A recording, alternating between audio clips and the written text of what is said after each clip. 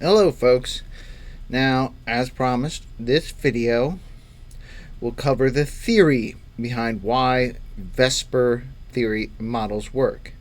It's going to be a little bit more theoretical, more useful for those who might be learning organic to help them picture what's going on. But we're going to go through that now. I might be jumping back and forth to the doc cam just to kind of show the models. But other than that, I'm not sure there's a whole lot of use for the doc cam today. Okay, so the idea here is that the VSEPR models may describe describe the shapes that molecules will actually form, but the valence bond theory tries to explain what happens when bonds form. Because, as you remember, when two electron orbitals begin to overlap, they're going to reach an optimum potential energy minimum, where the electrons become spin paired and they occupy the overlapping region, meaning one electron will reverse its spin so that it becomes opposed. So we may start with two electrons that are counterclockwise spinning, and when you bring them close enough, one of them flips to clockwise spinning so that they can stick together magnetically. And then we have an energy diagram on the right, that as we approach the maximum bond length, we get to the optimum bond length, we get to the energy well. So too far away and you don't get any energy saving. You bring them closer, you start to get some energy saving, but it's not optimum. Eventually you get the perfect overlap at 74 picometers, and then you get the maximum energy, and as you start pushing them together, you get nuclear repulsion, and so you start losing your energy, and eventually you get to the point where it actually costs you energy to bring it any closer. You're smushing them together in ways that they don't want to be smushed. It's even possible for a lone pair of one atom to share both electrons with an empty orbital on another. So many of our metal compounds will do this. It's form a coordinate covalent bond. So essentially, instead of a shared one electron coming together, we have two electrons donating into an empty orbital. That's how we make a lot of our weird transition metal bonds, because transition metals and metals in general don't have a whole lot of electrons. But this simple explanation of overlapping orbitals works pretty well with simple molecules like H2 or HCl. H2 being pictured on the right with the two s orbitals overlapping, HCl down there with an s and a p orbital. Because it's linear and there's not a whole lot of extra electron clouds, it's not too difficult to do that. However, if we bring this to a more complicated molecule, H2O, which is not that complicated, but this simplistic overlap should not work anymore. All of the s orbitals, remember, are perfect spheres around this nucleus. All the p orbitals are double-lobed orbitals that are each 90 degrees away from each other in a different dimensionality. 90 degrees in the x, 90 degrees in the y, or 90 degrees in the z. They're all located exactly there. So by definition, if one guy's in the x plane and one guy's in the y plane, each p orbital should be 90 degrees away from the other p orbital.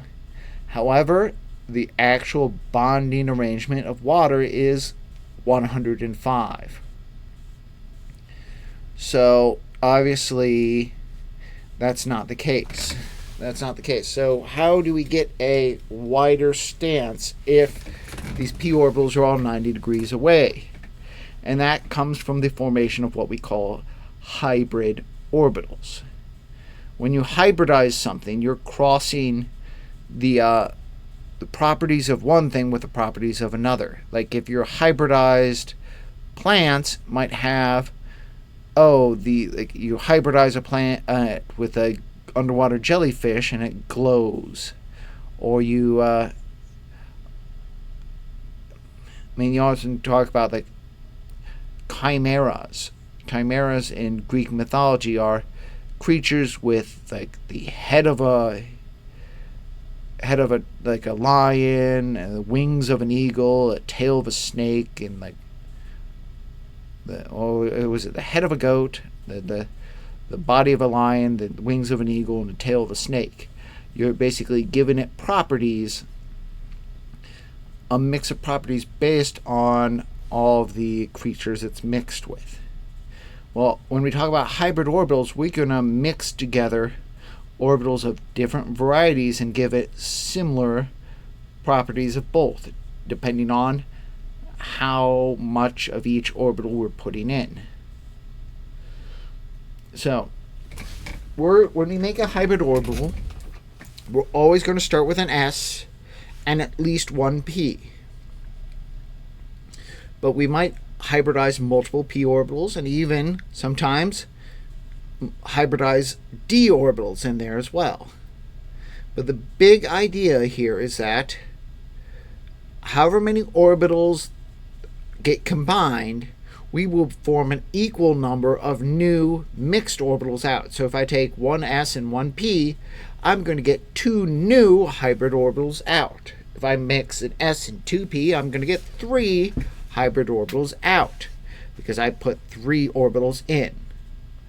The relative shapes and energies of these new orbitals are determined by the types and the numbers of the orbitals that get hybridized together. But the basic idea here is that these new orbitals will fit into the molecule in such a way as to minimize electron repulsion.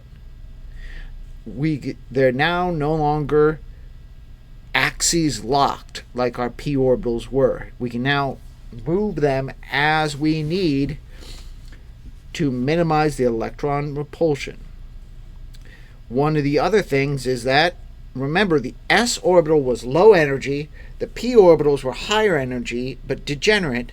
When we mix an s and p orbital together, we get a new hybrid orbital that are each degenerate to each other. These equal energy orbitals will optimize our bond making. Now, to hybridize an orbital does cost some energy. But the idea is that when we hybridize orbitals, the net savings, we invest, but the money we get back out is more than we put in.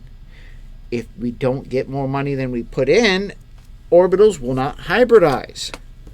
So they will always, the molecule automatically always saves energy when they hybridize, or else it won't do it. It's like only invest in stocks that go up. Well, in this case, in atoms, they do that. They only invest in hybridizations that net them in more energy savings.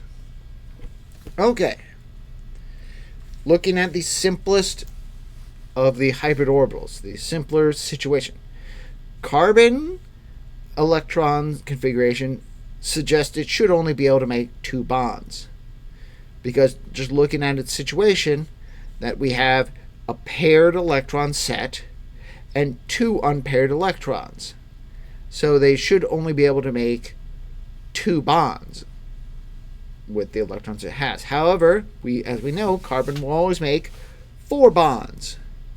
And that is because when it hybridizes its s and its p electrons, it makes sp3 electrons, and because they're generating energy, each electron fills only one of those orbitals, and so it can make four bonds by pairing up with four other electrons. So we mix together one s and 3p and get four sp3 hybrid orbitals.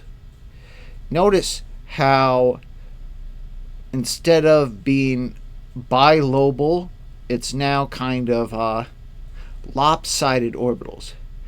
These lopsided orbitals are going to be heavier towards one side and very weak and minimal towards the other. So the electrons are going to spend less time on the tiny little nub and more time in the region which will be the bonding region. That's going to play an important role. That now the electrons are going to spend more time bonding than they will around the center of the atom that they actually belong to. Now, because these orbitals are made up of sp3 orbitals, we're going to call this atom sp3 hybridized. And anytime a molecule adopts a tetrahedral shape, it is because it is made up of sp3 hybridized orbitals. It doesn't matter whether it's methane, so with CH4, as we see on the bottom left, ammonia, which is NH3 with a lone pair, or water, H2O with two lone pairs. It is adopting this hybridization. This allows it to keep these guys more or less equidistant from each other. And that is our hybrid orbitals. Now, real quick, before we go on, just show you a quick model. This is ethane. Ethane made up of 2 carbons and 6 hydrogens. C2H6 or CH3CH3. You'll notice I can rotate around this bond. We have 2 hybrid orbitals overlapping, and these guys with the hydrogen, we just have an sp3 orbital overlapping with the s orbital of the hydrogen. So these are much smaller and less bulky. This look lots of beefy muscle right there. But you notice tetrahedral. I could put it like this, still tetrahedral in terms of, let's move that on. Still tetrahedral with draw the triangle. I could put it like this. You can, it's still triangular. It doesn't really matter. But the idea is that this is all sp3 hybridized to bind together to make this tetrahedral shapes.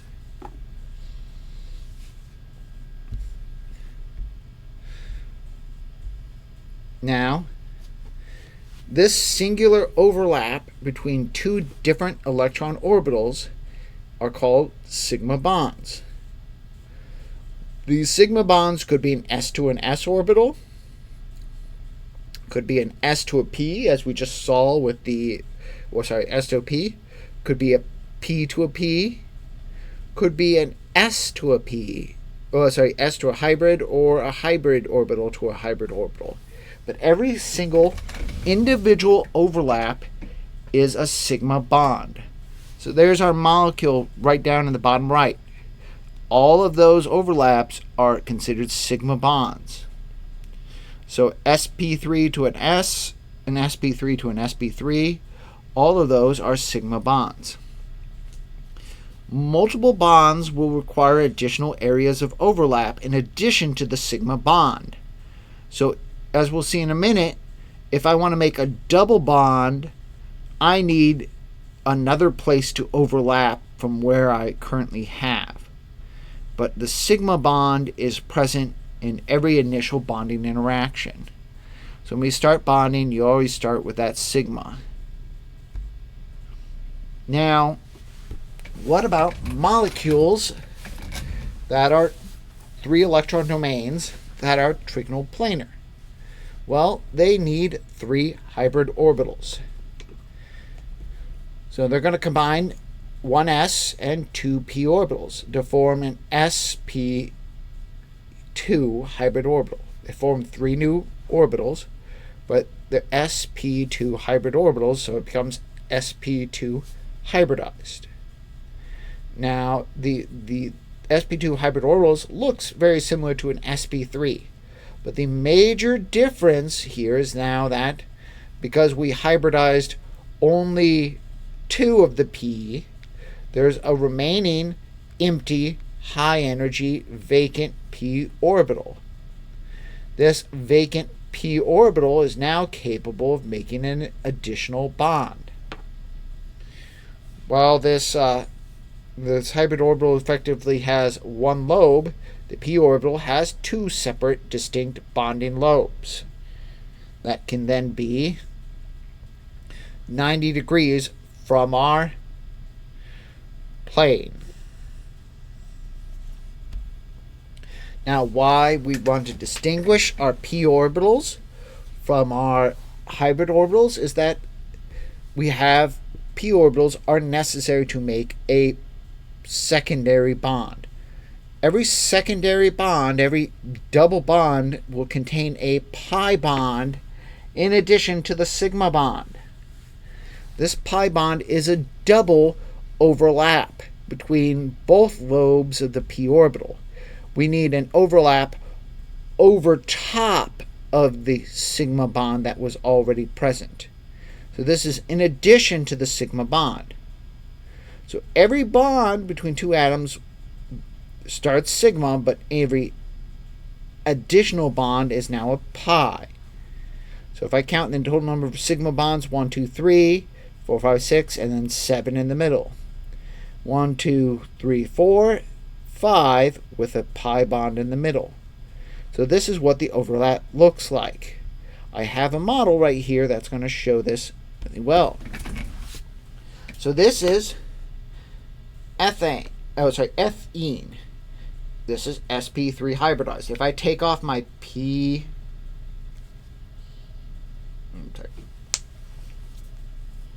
I'll just take off the top lobe. You can see right here, trigonal planar right there.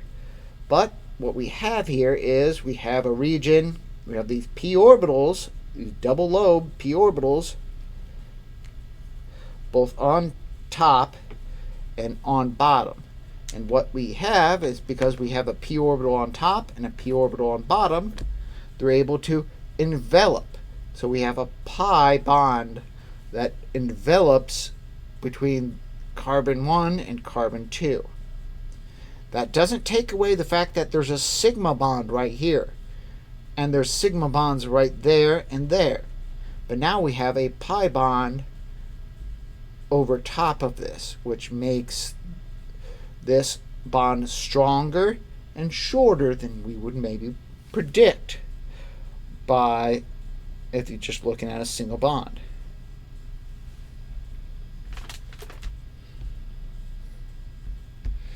Now, for linear molecules, where there's two electron domains means we need two hybrid orbitals. So we only use the s and 1p. So because of that, we only get two new orbitals, which are sp hybridized. sp hybridized. Once again, much like our sp2, there's now two unused p orbitals, each one capable of making a pi bond. Because each p orbital is 90 degrees apart from each other, the pi bonds do not interact with each other. They do not overlap. They are perpendicular from each other.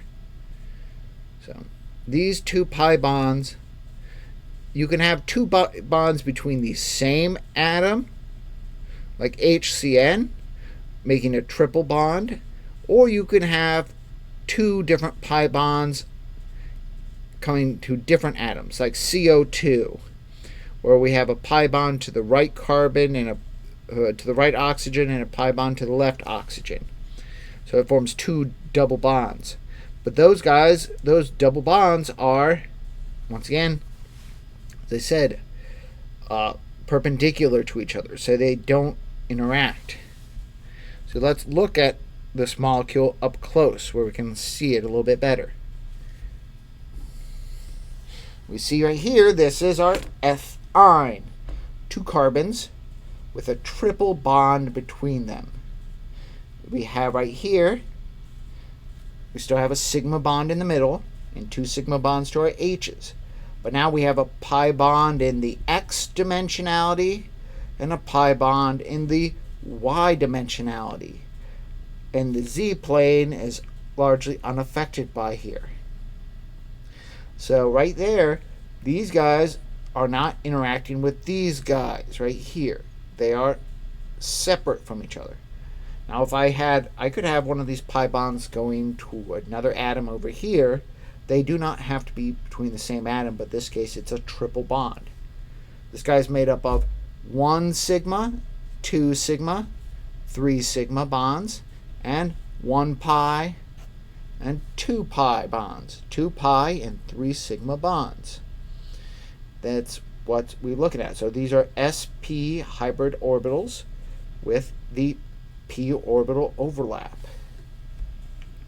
That's what happens when you get sp hybridized orbitals, when you make linear molecules. Now, one thing to note, sigma bonds are capable of free rotation. This allows for the adoption of various conformers, various shapes, as we saw. I'm going to pull that back up again.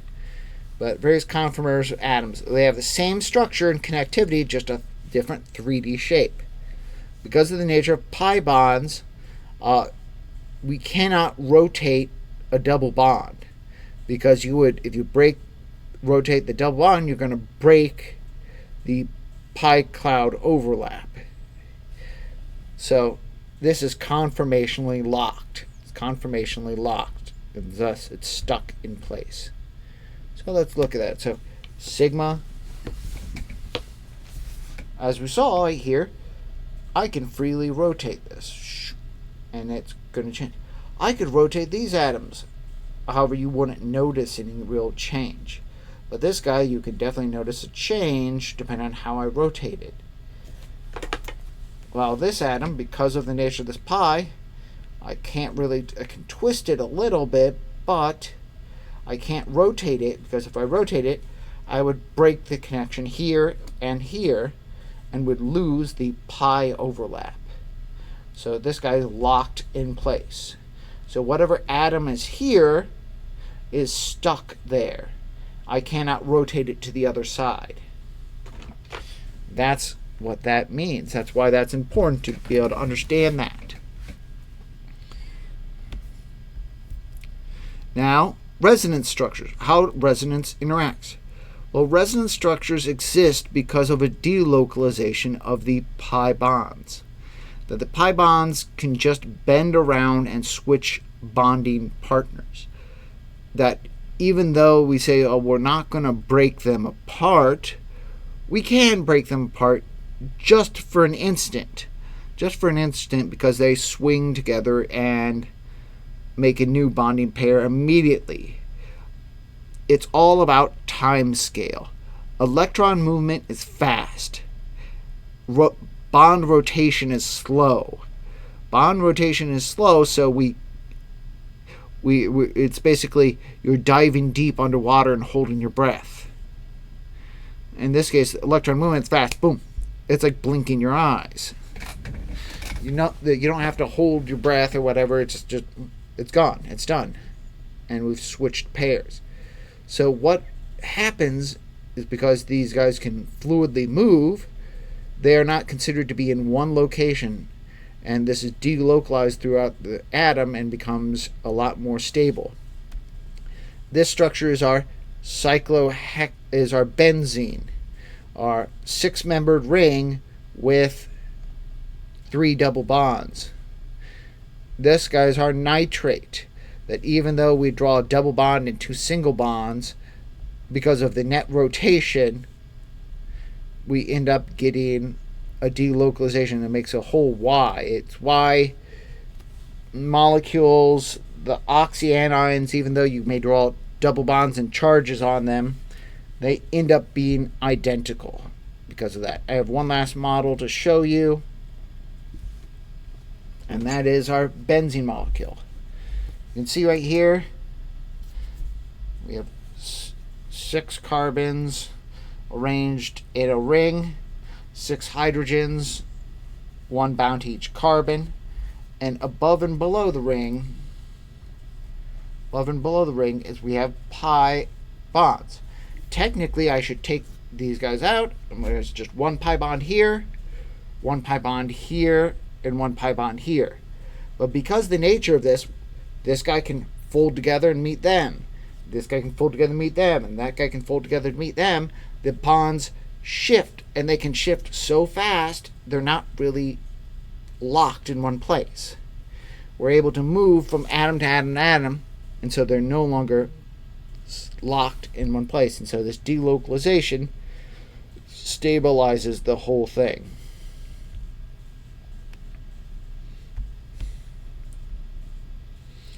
Okay, now we're getting into the really messy part of this.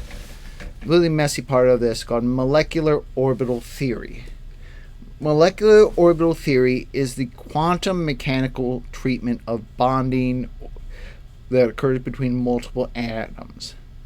Hybrid orbital theory only treats each atom individually. This treats it as the whole molecule.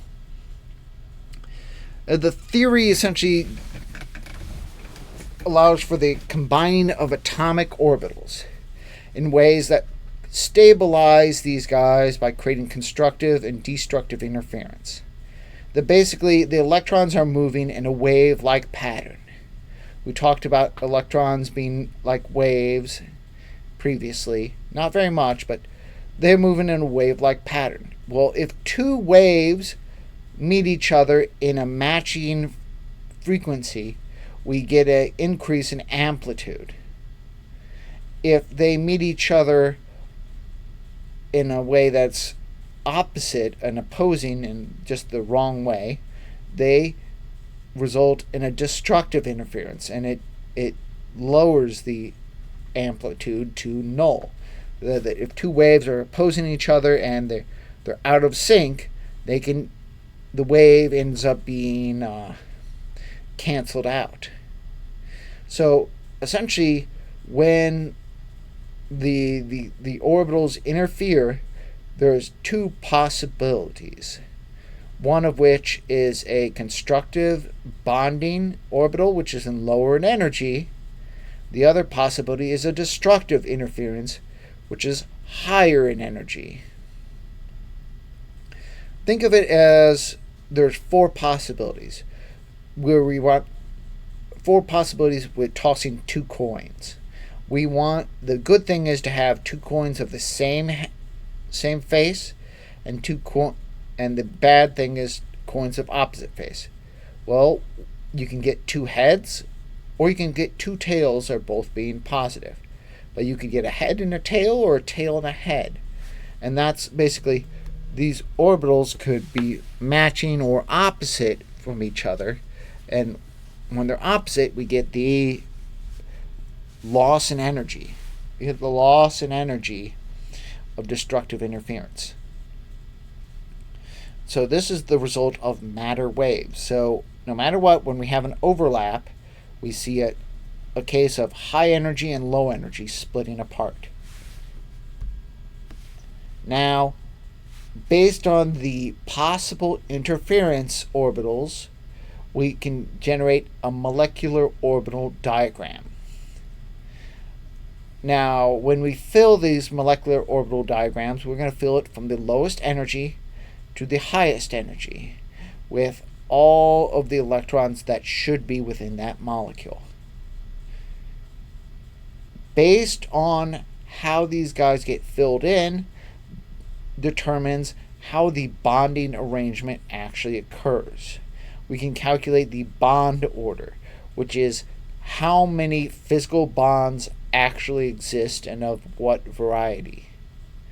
So there's sigma, there's sigma type bonds, and sigma star, which are the anti-bonds. The star means the high energy anti-bonding.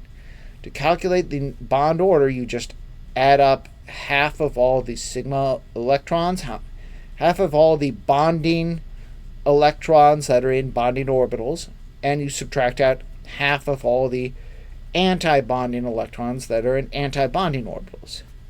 One of the interesting or unusual factors in this is that if you have something like a radical, it is possible to have a fractional bond. we usually only think of, well, we have a single bond or a double bond or a triple bond, but it is possible to have a bond that is of a half a bond. We could have a bond and a half. All that means is that a bond exists that is weaker than and longer than we would expect from the higher option. So a half bond would be longer and weaker than a full bond. 1.5 bond would be longer and weaker than a double bond. 2.5 bonds would be longer and weaker than a triple bond. But that's not to say that this is a very common occurrence.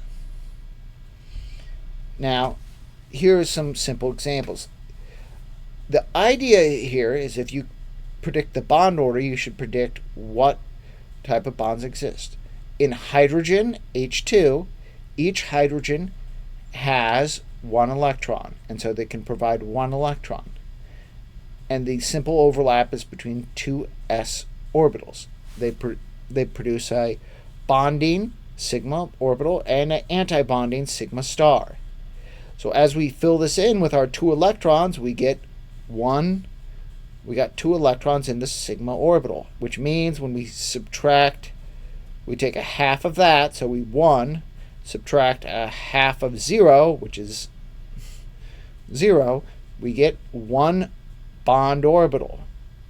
So the bond order is 1, and that's what we expect. You draw a Lewis structure, you get 1 bond. This may look weird, but helium, if you were to try to make a diatomic helium, helium with 2 electrons would fill it in the following way. 2 electrons have to go in the sigma, but 2 electrons go in the sigma star. So the bond order says 1 minus 1, well, that's 0. What is the bond order of helium diatomic? It is 0. What does that mean in terms of us? That means helium cannot exist as a diatomic. Helium cancels itself out and it won't stick together no matter how hard we may try. It doesn't want to stick together. 0 bond order means 0 bonds.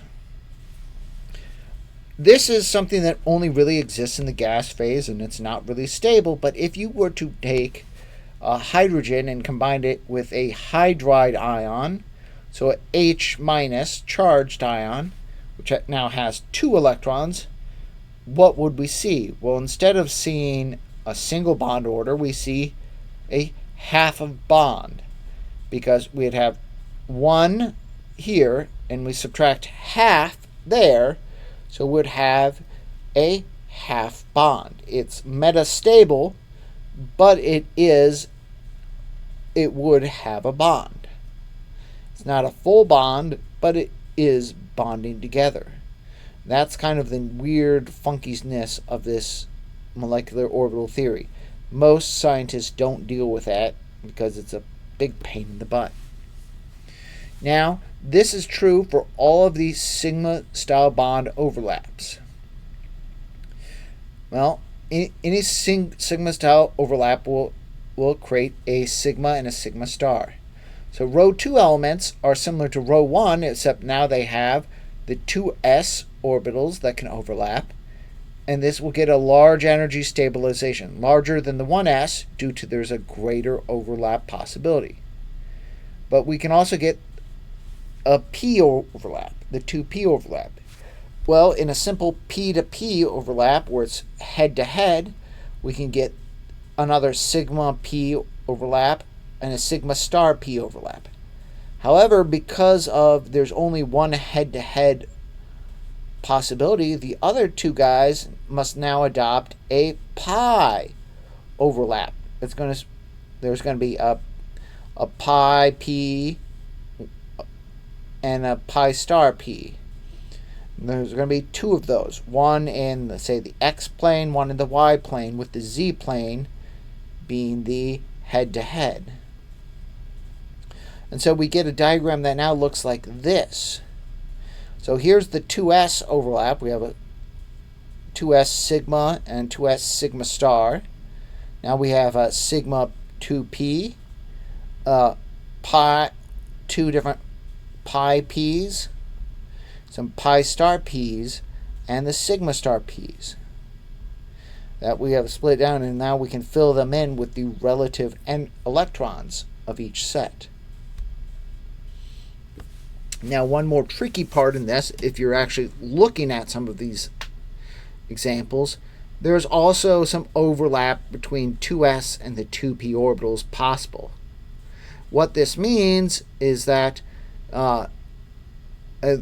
this stabilizes has a stabilizing effect on the sigma of the 2s orbital, and a destabilizing effect of the sigma of the 2p orbital, causes them to drift upwards and downwards.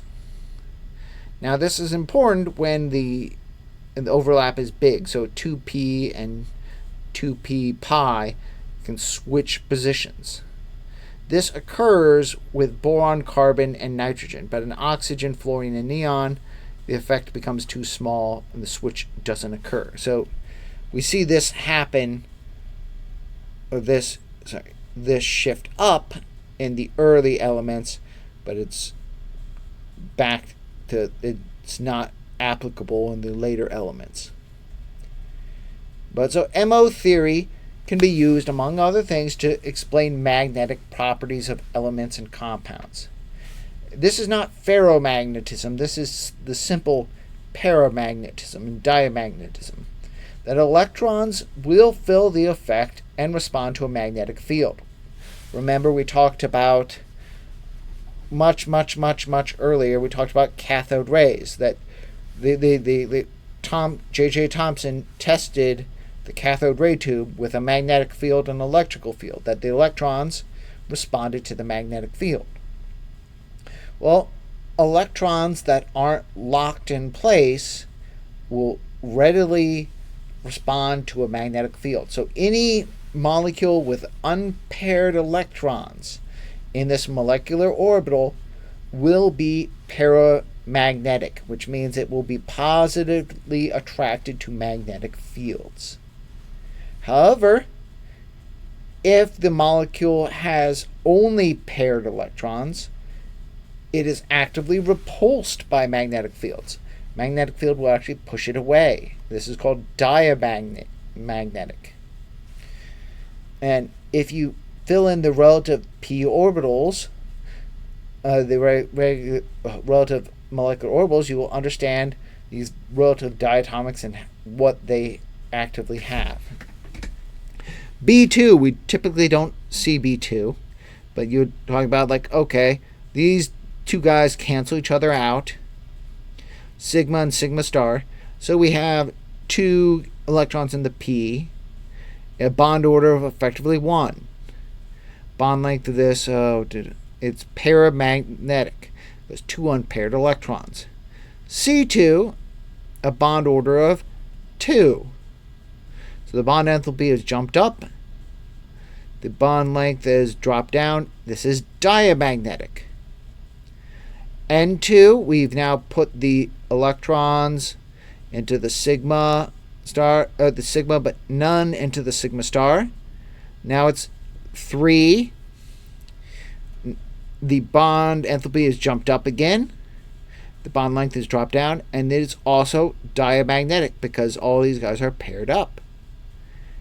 Oxygen, so note we had to switch things, so these guys flipped orders. These guys flipped orders right here. Not that that really affects us too much. But, okay, so when we put these two electrons here, they cancel out one of these pairs. So instead of being a bond order of 3, it's now a bond order of 2. The bond enthalpy is dropped down. It's even below this because of the weird nature of the unpaired electrons. The bond length is somewhere between there. But this guy is paramagnetic. Oxygen is attracted to a magnet. Fluorine, now they're paired up, so these sets cancel out. We have a single sigma bond back to a bond order of 1. Bond enthalpy has dropped down a lot. It's diamagnetic and relatively longer bond length. And neon, these three up here cancel these three down there. It doesn't exist. There's no bond order, so it doesn't exist as a diatomic, and so that can help explain these guys. One last slide. This is the last of last. And molecular orbital theory can also help be used to look at Lewis structures between heteronuclear compounds. However, in heteronuclear compounds, not all orbitals may overlap evenly and perfectly. This can lead to the existence of non-bonding orbitals, which will not actively contribute to the bond order. So in the case of NO, we have here the 2s and the 2s of N and O. Notice there are different energies because of the difference in this. Oxygen has more electrons to contribute here. And so we have these guys cancel out. We put 1, 2, 3, 4, 5, 6, and 1 in there. So effectively here, this has a bond order of 2.5. Effectively has a bond order of 2.5 because of that radical. It's not quite a bond order of 2, not quite a bond order of 3 because of the presence of that radical. If I put a charge on this guy, it gives a bond order of 2. But right now, as it stands, a bond order of 2.5. What about HF? Well, H only has an s electron, the sp orbital, and the p, the F has only the p and the s orbitals. So it's only going to see the overlap between the p and the s. So the s of the F doesn't bond, and so we just put those empty guys, so this is hanging around. And because of the nature of the two p orbitals, the two other p orbitals, the F, they cannot be filled. They cannot interact. So we only see a bond order of 1 right here and 3 non-bonding regions around the F, which isn't too unexpected.